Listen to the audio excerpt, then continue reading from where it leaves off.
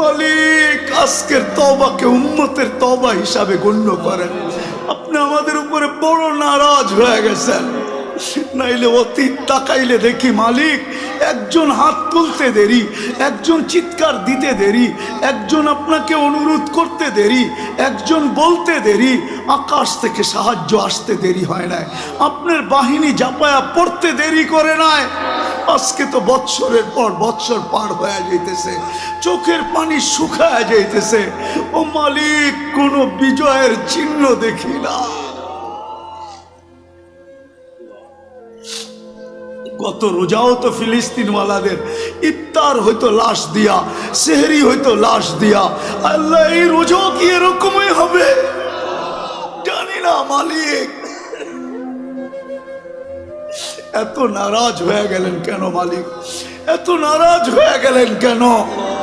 বেশক আমরা শাস্তির যোগ্য, অস্বীকার করি না, কিন্তু আপনি শাস্তি দেন না।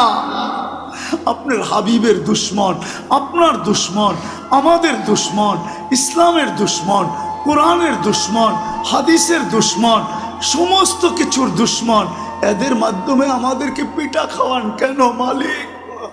কেন মার খাওয়ান? কেন ওদের হাতে আমাদেরকে বেইজ্জত করেন? কেন আমাদের মা বোনদেরকে বেইজ্জত করান? কেন দুধের শিশুর রক্ত জড়ে ওদের হাত দিয়া? আপনি কি আমাদেরকে ছেড়েই দিলেন? আমরা যাব তো যাব কোথায়? আমরা তো এই কথায় বিশ্বাসী, লা মালজা ওয়ালা মানজা, লা মালজা ওয়ালা মানজা মিনকা ইল্লা ইলাইক।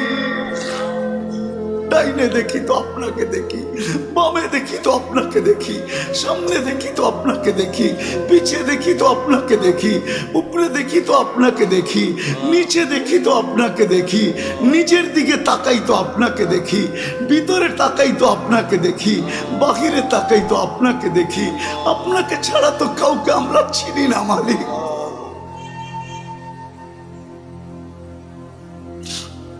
আজকে এই আলেমদের হাত খালি ফেরত দিয়েন না। আমারটা দিয়া দেন, কোনো আপত্তি নাই, কিন্তু আমার ডাইনে বামের আলেমদের হাত খালি ফেরত দিয়েন না। ইমাম খতিবদের হাত খালি হাতে ফেরত দিয়েন না। তোলাবাদের হাত খালি ফেরত দিয়েন না। তোলাবারা বসে আছে সামনে মালিক, যাদের পায়ের নিচে ফেরেশতারা পলের গালিচা বিছায়। আল্লাহ, ওদের হাত খালি ফেরত দিয়েন না। অন্তরালে মা বোনরা হাত উঠায় বসে আছে, এদের হাত খালি ফেরত দিয়েন না মালিক। রোডওয়ালাকে রোডের থেকে ডাকবো, বাড়িওয়ালাকে বাড়ির থেকে ডাকবো, ঘরওয়ালাকে ঘর থেকে ডাকবো, এমনকি ঘুমায়া থাকলেও আমি উঠায়া নিব। আসসালাতু খায়রুম মিনান নাওম বইলা আমি ঘুমের থেকে উঠায়া নিব। একটা আদর্শের উপরে চলেন, আজকে আমরা একমত হই যে আজকের থেকে আমরা নামাজ ছাড়বো। ওয়াদা? পাক্কা? ওইখানে তো দেখি একজন প্রমাণ দিব, প্রমাণ দেই তাহলে প্রমাণ। ইবনে ওমর রাদিয়াল্লাহু তাআলা আনহু বলেন, আমরা 8000 ছিলাম।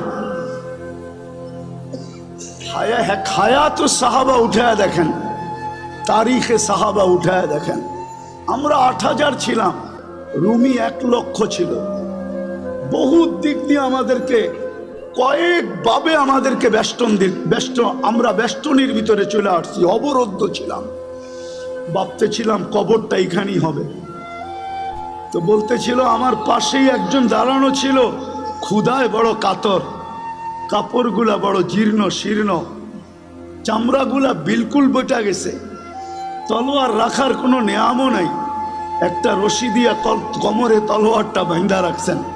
পায়ের দিকে তাকায় দেখি জুতাও নাই, কিন্তু উপর দিকে তাকায় জানি কি বলতেছিল। তো আমি ভালোভাবে কান পাইতা শুনতেছিলাম যে বলে কি। তো শুনলাম উপরে তাকায় হাত উঠায় বলতেছে, ইয়া রব্বা মুহাম্মদ, ও রব্বে মুহাম্মদ, উনসুর উম্মতা মুহাম্মদ।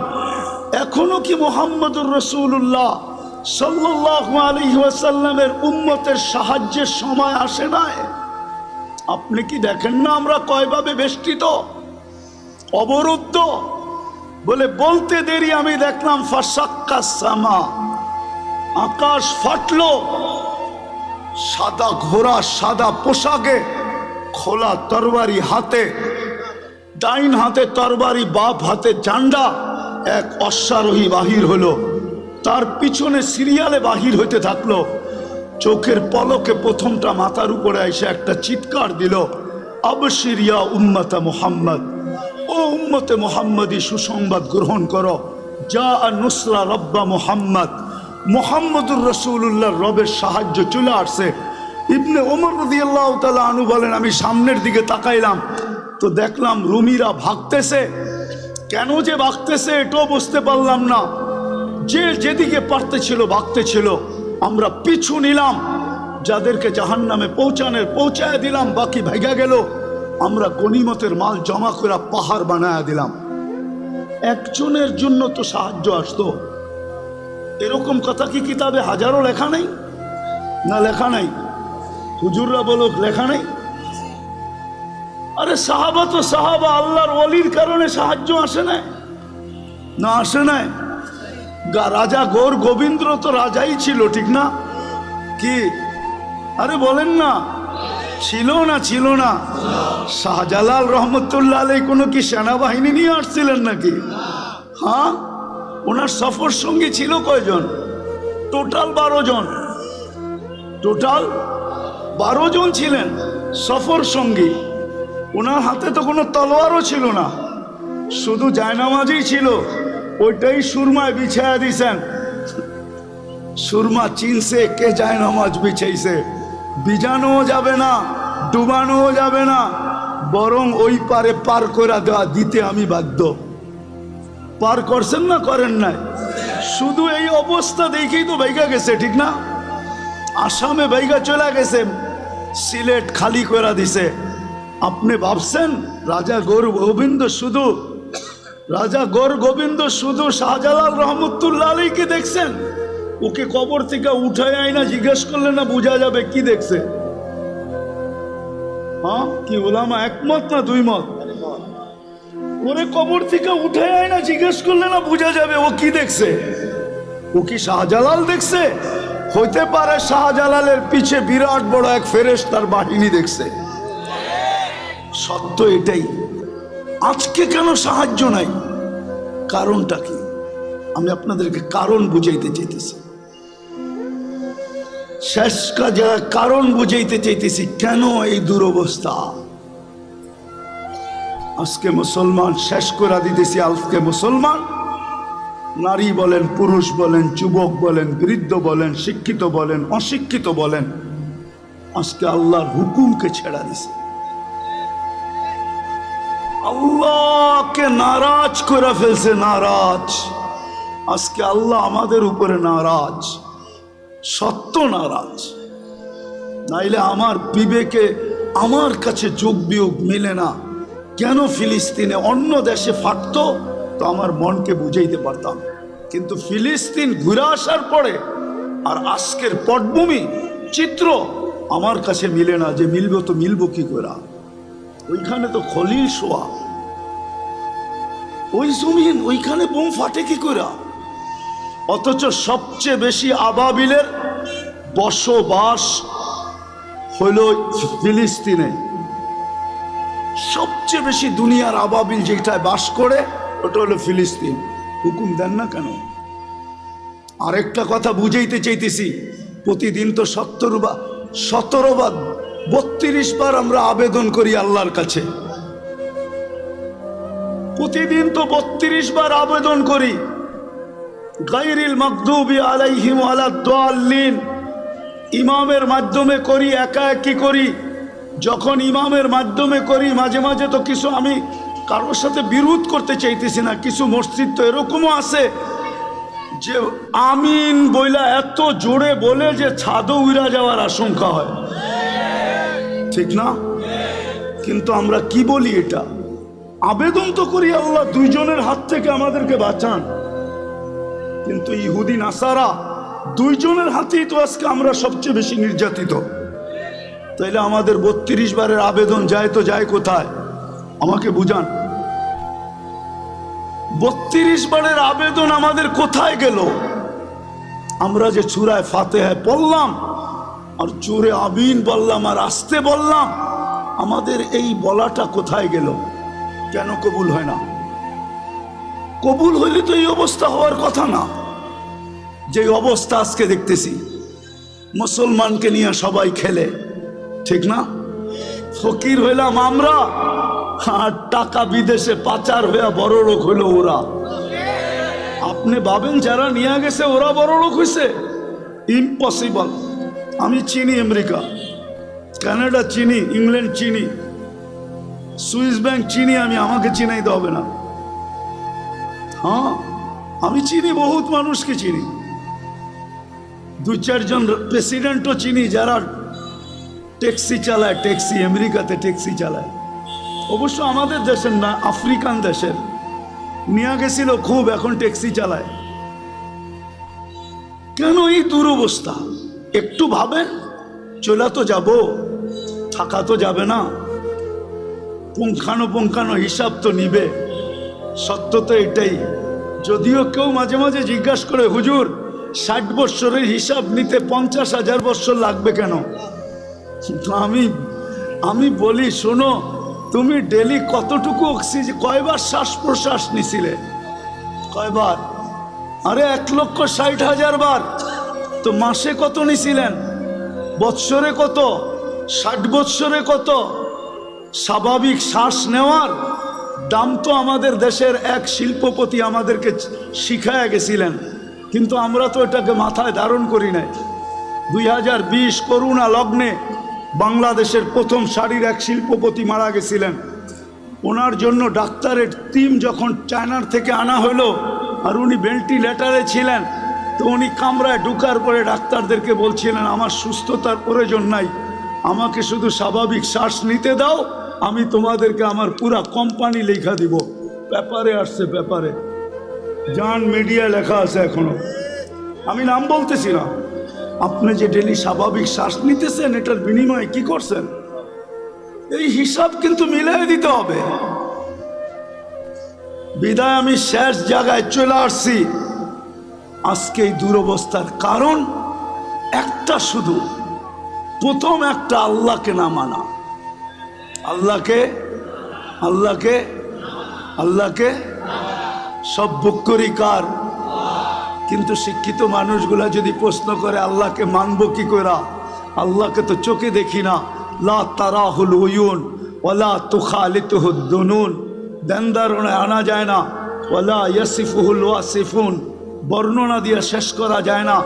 আল্লাহ তো একটা পদের মালিক না, আল্লাহ তো শুধু আল্লাহ না, আল্লাহ তো রহমান, আল্লাহ তো রহিম, আল্লাহ তো মালিক, আল্লাহ তো কুদ্দুস, আল্লাহ তো সালাম, আল্লাহ তো মুমিন, আল্লাহ তো মুহাইমিন, আল্লাহ তো আজিজ, আল্লাহ তো জব্বার, আল্লাহ তো মুতাকাব্বিরুল খালিকুল বারিউল মুসাব্বিরুল গফফারুল কহ্হারুল ওয়াহ্হাবুর রাজ্জাকুল ফাত্তাহুল আলিমুল কাবিদুল বাসিতুল খাফিদুর রাফিউল মুইজ্জুল মুদিল্লুস সামিউল বাসিরুল হাকামুল আদলুল লতীফুল খবীরুল হালিমুল আযীমুল গফুরুশ শাকুরুল আলিয়ুল কবীরুল হাফিজুল মুকিতুল হাসিবুল জলিলুল করিমুর রকিবুল মুজিবুল ওয়াসি আল হাকিমুল ওয়াদুদুল মজিদুল বাঈসুশ শাহীদুল আকবুল ওয়াকিলুল কবিকুল মতিনুল ওয়ালিয়ুল হামিদুল মুসি আল মুবদি আল মুঈদ আল মুহয়ি আল মুমীত আল হাইয়্যু আল কাইয়্যুম আল ওয়াজিদ আল মাজিদ আল ওয়াহিদ আল আহাদ আল সামাদ আল কাদির আল মুক্তাদির আল মুকদ্দম আল মুআক্খার আল আউয়াল ওয়াল আখির আল যাহির ওয়াল বাতিন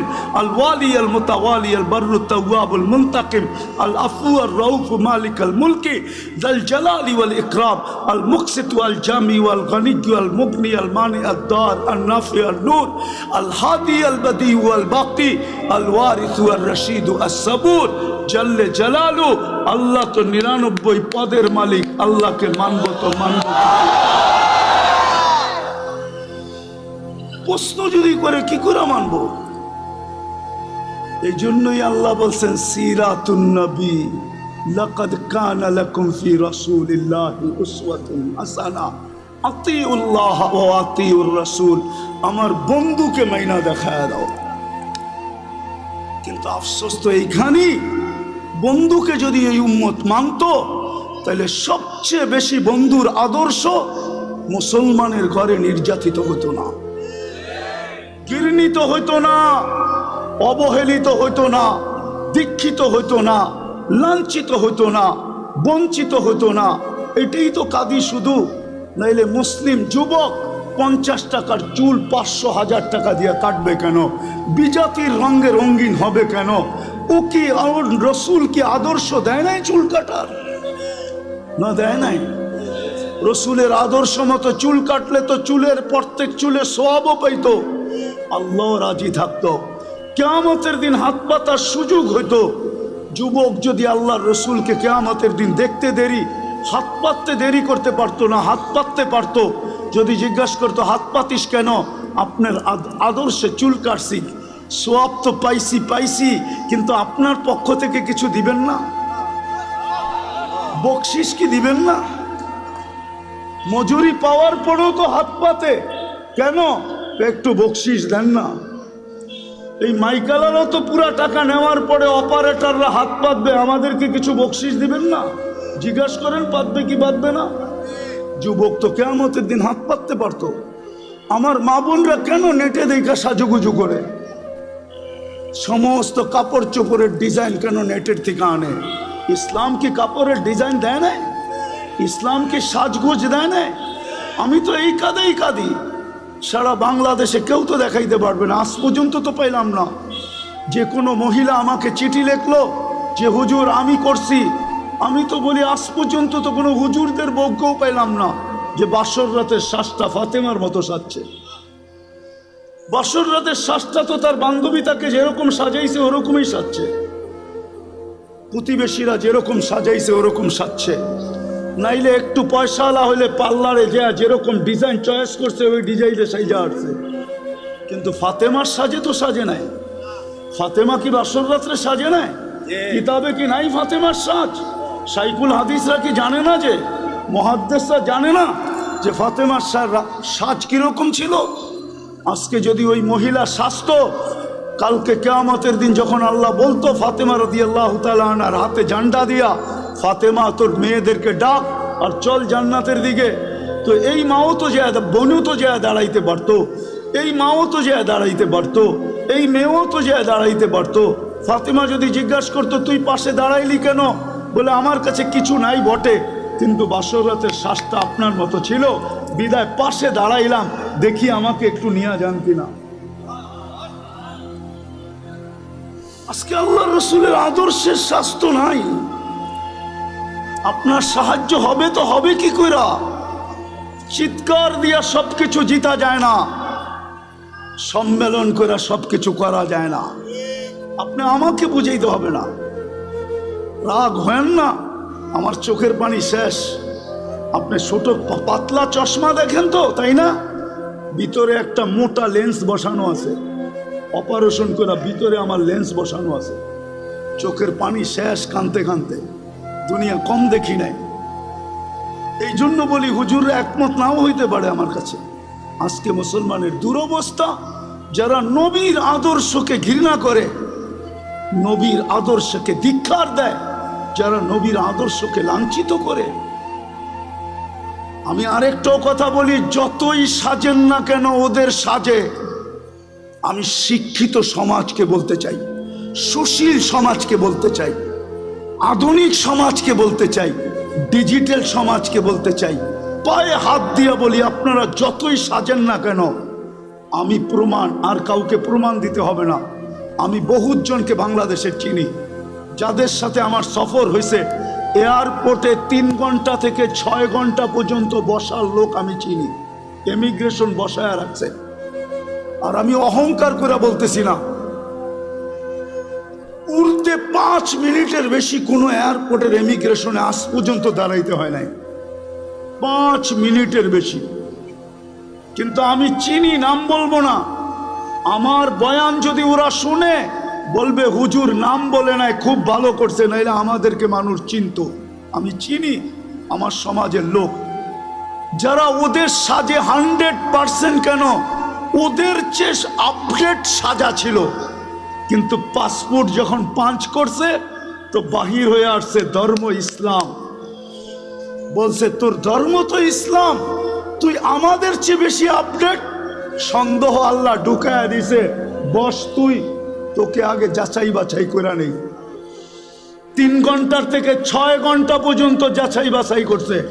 শুনে রাখো যুবক, তুমি যতই ওদের মতো 14 তারিখ উদযাপন করো আর যতই 31st নাইট তুমি উদযাপন করো, ওদের যত কালচার তুমি নিজের ভিতরে আনো না কেন, কিন্তু এক জায়গায় তুমি ধরা খাওয়া।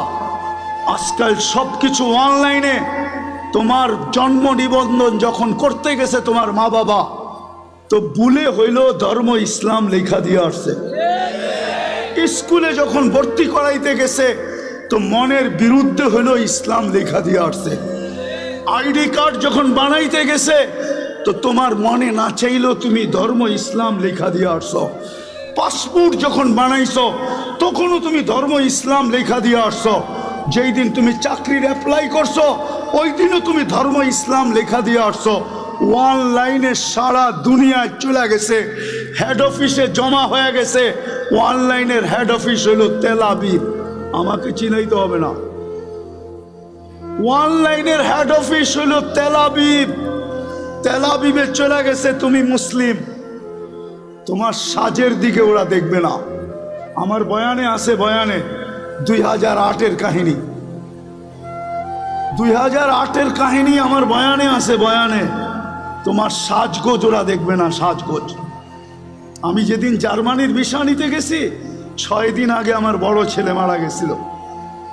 আমি 6 দিন পরে জার্মানির এম্বাসিতে গেছি, আমার ইন্টারভিউ ছিল। তখন আমি এই পরতাম না, সাদা লুঙ্গি সাদা পাঞ্জাবি পরতাম, এরকমই একটা রুমাল কাঁধে থাকতো। আর পান খুব খাইতাম, সাদা একটা স্টিলের পানের বাটা হাতে থাকতো, লাঠি থাকতো না। আমি পান খাইতে খাইতে ঢুকতেছিলাম। ইন্টারভিউর সময় ঘড়ির কাঁটা দেখা, কিন্তু ভিতরে ঢুইকা আমি দেখতেছিলাম মনে হয় আমি একটা কুকিলের মেলে একটা কাকেই গেছিলাম। সবাই আমার দিকে যেরকম চাইতেছিল, তো আমার মনে হইতেছিল আমি কুকিলের মেলা একটা কাক। কি ওরা যেইভাবে সাজগোজ করে গেছে, তা আমাকে ইন্টারভিউর জন্য যখন ডাকছে, তা আমাকে প্রথম প্রশ্ন ছিল, তুই এতদিন জার্মানি যাস নাই কেন? সেনজিং ভিসা, আমার 25 দেশের সফর ছিল। তা আমি বললাম প্রয়োজন ছিল না, এত দেশ গেলি, জার্মানি গেলি না, এখন দরকার যাব। জিজ্ঞাসা করলো তুই কি করিস? বললাম। তো জিজ্ঞাসা করলো আমার সোনাগুলা কালো হইলো কেন? তা আমি বললাম তুমি পারফিউম খুব ব্যবহার করো মনে হয়। বলছে হ্যাঁ। তো এগুলা আমি পরিষ্কার করব কি করে? আমি বললাম চলো আমার কারখানায়। বললো এত দূর তো যাওয়া যাবে না, ঘরোয়া পদ্ধতি বলো। তা আমি ঘরোয়া পদ্ধতি বলতেছিলাম, আর ওর ভিসা প্রিন্ট করতেছিল। আমাকে বলল 600 এত টাকা দাও, 6000 এত টাকা দাও। দিলাম। আমাকে বলল তুই 2 মিনিট বস। আমি তো দেখছি ভিসা প্রিন্ট করা শেষ, ও শুধু সিগনেচারের জন্য যেতেছে। গেল 1 মিনিট পরে এসা বলতেছে ভিসা ওকে নিয়ে যাও। তো মানুষ তো ভিসা এমনি দেখে, আমি উল্টা দেখতেছিলাম। মানে ভিসার মুখ ওই কুকিলদের দিকে, আর পাসপোর্টের উল্টা সাইডটা আমার মতো কাকের দিকে। মানে আমার উদ্দেশ্যই ছিল যে দেখাই সাইজা গুজা আসলেই ভিসা মিলে না, এই দেশের নিয়ম এরকম না। নাইলে আমার সমাজ, আমার যুবকরা 30 লাখ দিয়ে ইউরোপে কেন যাবে? শত যুবকের কবর কেন সাগরে হবে? আমি চিনি আমেরিকাতে যারা 50 লাখ টাকা দিয়ে মেক্সিকোর জঙ্গল দিয়ে পার হয়েছে।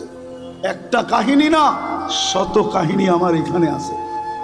বিদায় এই জন্যই বলতেছি, যতই সাজি না কেন,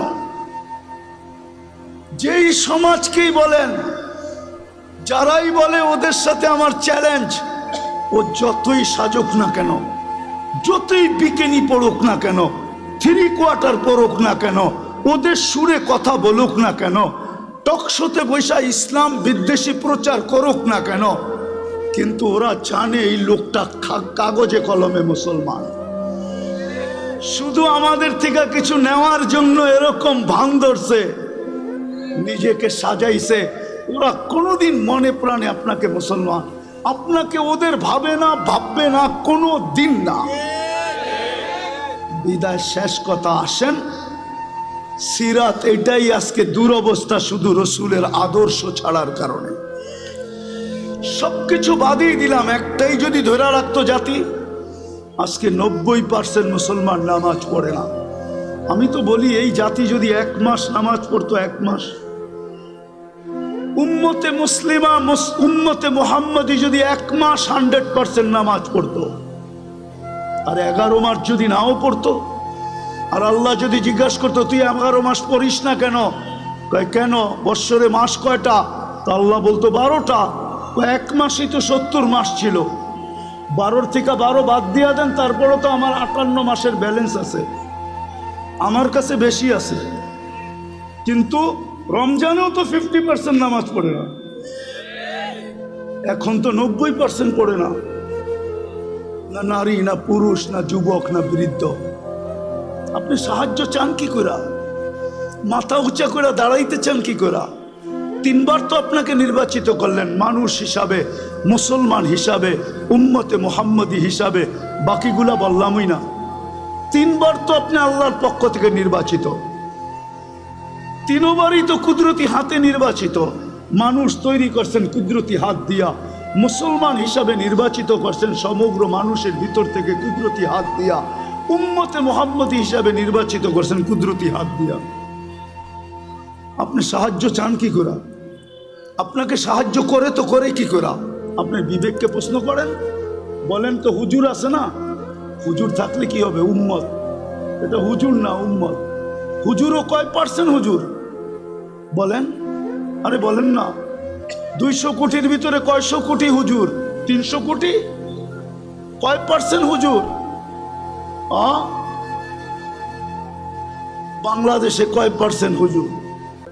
সারা দুনিয়ায় কয় পার্সেন্ট মুসলমানের ভিতরে হুজুর? হুজুর দেখা, দাড়ি দেখা, টুপি দেখা, জুব্বার পাগড়ি দেখা 90% মুসলমান নামাজ পড়ে না। আপনাকে সাহায্য করে তো করে কি করে বলেন? অথচ 5 বেলা কে ডাকে? কে ডাকে? আরে জোরে বলেন, কোন আল্লাহ? 99 পদের মালিক আল্লাহ ডাকে। সামান্য একটু পদস্থ ব্যক্তি ডাকে সাড়া না দিলে হাতকড়ি পড়তে হয়, বেরি পড়তে হয়। আমি জানি, আমি জানি, আমি কখনো মুখ খুলি না তো। আমার বললাম না আমি ঠান্ডা হুজুর, আমি জানি।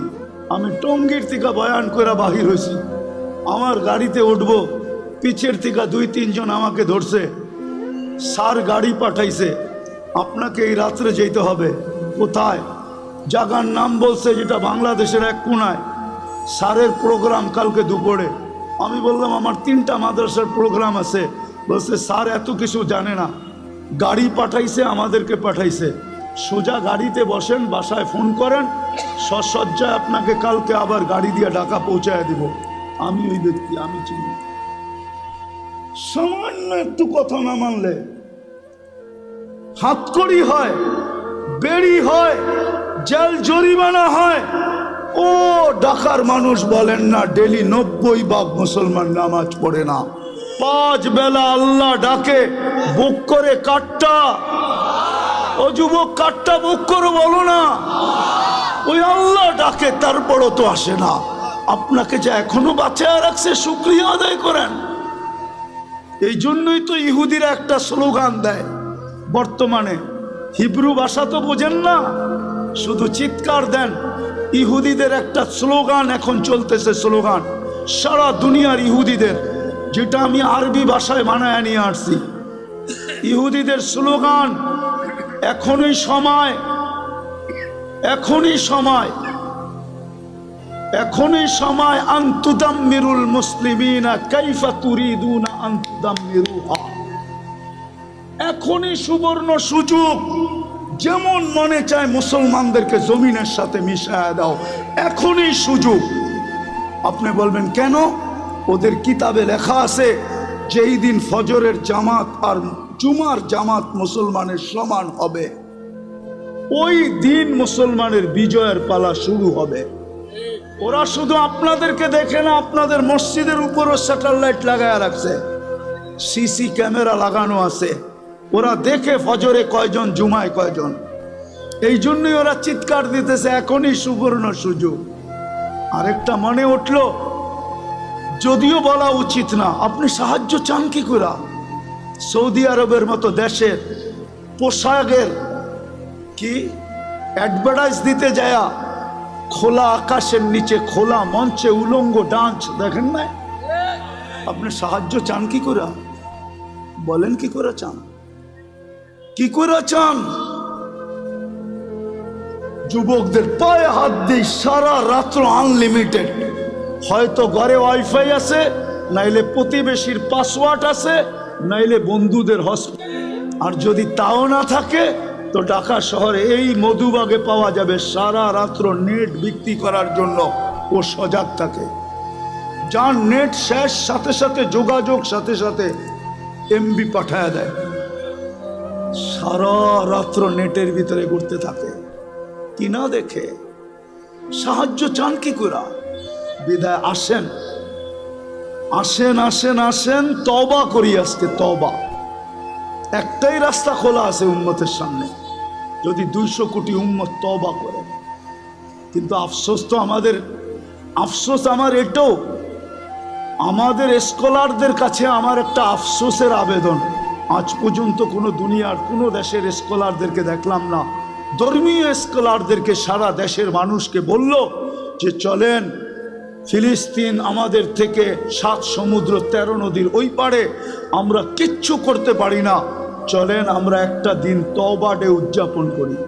আজকের দিনে আমরা তওবা করব, অথবা আজকের দিনটা আমরা ওদের জন্য রোজা রাইখা ইবাদতের ভিতরে কাটায়া আল্লাহর কাছে মেসেজ দিব, আল্লাহ 7 সমুদ্র 13 নদীর এই পারে আমরা না টাকা পাঠাইতে পারি, না পয়সা পাঠাইতে পারি, না ওদের জন্য কাপড় পাঠাইতে পারি, না খাদ্য পাঠাইতে পারি, আমরা কিছু করার ক্ষমতা রাখি না, আমরা যাইতেও পারবো না। যদিও সমস্ত দেশ অনুমতি দিবে, কিন্তু আপনার প্রতিবেশীর দেশ অনুমতি দিবে না যে আপনি ইসরায়েলে ফিলিস্তিনে যাবেন ইসরায়েলের বিরুদ্ধে, আপনার প্রতিবেশী দেশ আপনাকে অনুমতি দিবে না না না না না না, কেন সে তো ইসরায়েলের সবচেয়ে বড় বন্ধু, অনুমতি দিবে না। বিদায় যদি আমাদের স্কলাররা একটা দিন দিত, জাতিকে বলতো চলেন আমরা অমুক দিন রোজা রাখি, তওবা করি, আল্লাহর কাছে ইবাদত করে বলি, মেসেজ পাঠাই, কিন্তু আজ পর্যন্ত তো একটা দেশেও দেখলাম না, একটা দেশও তো পাইলাম না। কোনো স্কলারের মুখ থেকে তো এই আহ্বানটা জাতির সামনে আসলো না, বড় দুঃখ লাগে। এই জন্য আসেন আমরা এখন তওবা করি। করবেন? করবেন? হ্যাঁ পারবেন? কে কে করবেন দেখি? হ্যাঁ তাইলে বলে দেন আল্লাহ অতীত থেকে তওবা করলাম। বলেন বলেন, আপনি আমাদের তওবা কবুল করেন, আমাদের গুনাহ মাফ করে দেন। চলেন আপনাদের তওবার একটা প্রমাণ দিই। লম্বা হয়ে যেতেছে না তো? হ্যাঁ আবার কোনোদিন আসি না না আসি কে জানে। এই জন্য মনে উঠলো, এই জন্য বলতেছি। আদম আলাইহিস সালাম বলতেছিলেন যে আমি একটা ভুল করছি, করতে দেরি আমাকে জান্নাত থেকে বাহির করে দিতে দেরি করেন নাই। সত্য তো? কিন্তু উম্মতে মুহাম্মদী সারাদিন গুনাহ করবে, রাতের 3 ভাগের 1 ভাগ অতিবাহিত হইতে দেরি, আল্লাহ উম্মতে মুহাম্মদীকে ডাইকা ডাইকা গুনাহ মাফ করে জান্নাত হাতে উঠায়া দিয়ে দিলেন। জিজ্ঞাসা করেন এই হাদিস আছে কি নাই? আমরা তওবা করছি যখন নিষ্পাপ, নবীর সব আদর্শ বাদই দিলাম, একটা আদর্শের উপরে চলেন আমরা উঠি, সব আদর্শ বাদ দিলাম। আল্লাহ রসুলের সবচেয়ে বড় আদর্শ, জমিনে যখন পা রাখতে দেরি, চাদরে রাখতে দেরি, সেজদা করতে দেরি করেন নাই, শুধু চাদরে রাখছেন। দাই শেফা আব্দুর রহমান ইবনে আউফ রাদিয়াল্লাহু তাআলা আনহুর আম্মা চাদরে রাখতে দেরি, ডাইন দিক হয়ে সেজদা করতে দেরি করেন না, লম্বা সেজদা। আম্মা জান বলছিলেন, বেটা সেজদায় যে কি বলছিলি তুই আমি জানি না, কিন্তু তুই সেজদায় কিছু বলতেছিলি। আমি তো বলি সেজদা করেন নাই, উম্মতকে মেসেজ দিছেন, উম্মত নামাজ নামাজ নামাজ নামাজ। এই জন্য যাওয়ার সময়ও চিৎকার দিছিলেন, আসসালা আসসালা, নামাজ নামাজ নামাজ। আর সবচেয়ে বেশি ব্যথিত ছিলেন যখন মুসা আলাইহিস সালাম বলতেছিলেন 50কে তো 5 বানায় নিয়ে আসছেন বটে, কিন্তু উম্মত পড়বে না, আরো কমায় নিয়ে আসেন, আরো কমায় নিয়ে আসেন। কিন্তু লজ্জার ছাপ চেহারায় ছিল, বলতেছিল লজ্জা লাগে, 9 বার গেলাম আবার যাব। কিন্তু দিলে আগুন জ্বলতেছিল, না পড়লে এই চেহারাটা আল্লাহকে কি করে দেখাবো। আমার মনে হয় তখনই আল্লাহ কানে কানে বলে দিছিলেন, বন্ধু যান, নিয়া যান, পড়বে 5 ওয়াক্ত, সোয়াব দিব 50 ওয়াক্তের। পরিশ্রম কমায়া দিলাম, সোয়াব কমাবো না, বরং আরো বাড়ায়া দিব। বাজমাত পড়লে 1 ওয়াক্তের সোয়াব 270 ওয়াক্তের দিব। মক্কায় পড়লে 1 লক্ষ ওয়াক্তের দিব, মদিনায় পড়লে 50,000 ওয়াক্তের দিব, বাইতুল মুকাদ্দাস পড়লে 25,000 ওয়াক্তের দিব। সাথে সাথে বন্ধু নিয়ে যান, আমি ডাইকা ডাইকা পড়ায় নিব।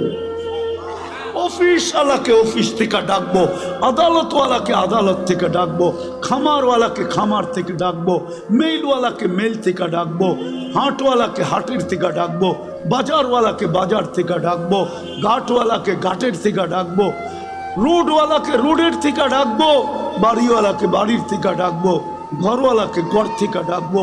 এমনকি ঘুমায়া থাকলেও আমি উঠায়া নিব, আসসালাতু খায়রুম মিনান নাওম বইলা আমি ঘুমের থেকে উঠায়া নিব। একটা আদর্শের উপরে চলেন, আজকে আমরা একমত হই যে আজকের থেকে আমরা নামাজ ছাড়বো। ওয়াদা?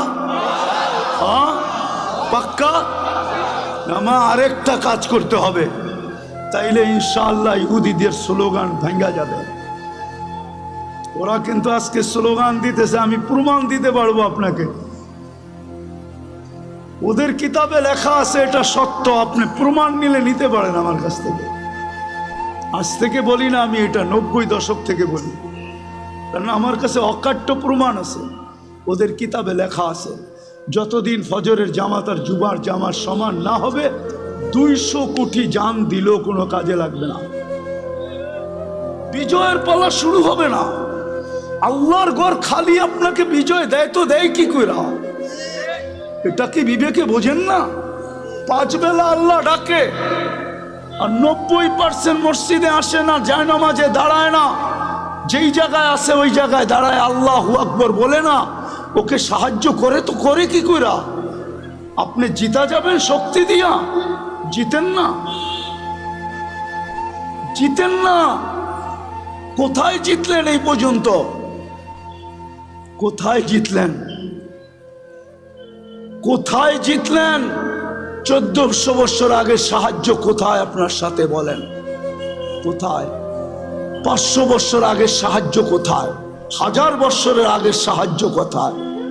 শুধু চিৎকার দিয়ে মানুষের ব্রেন উল্টা করলে হবে না যে এটা হইলেই আমরা সব কইরা ফেলবো। দুনিয়াটা এত সহজ না। রাগ হয়ে যাবেন আরেকটু বলবো? হ্যাঁ, আপনি জানেন এই কাপড়টা কয়বার সুদে ডুব দিছে? বলেন তো কেউ, কয়বার বলেন তো?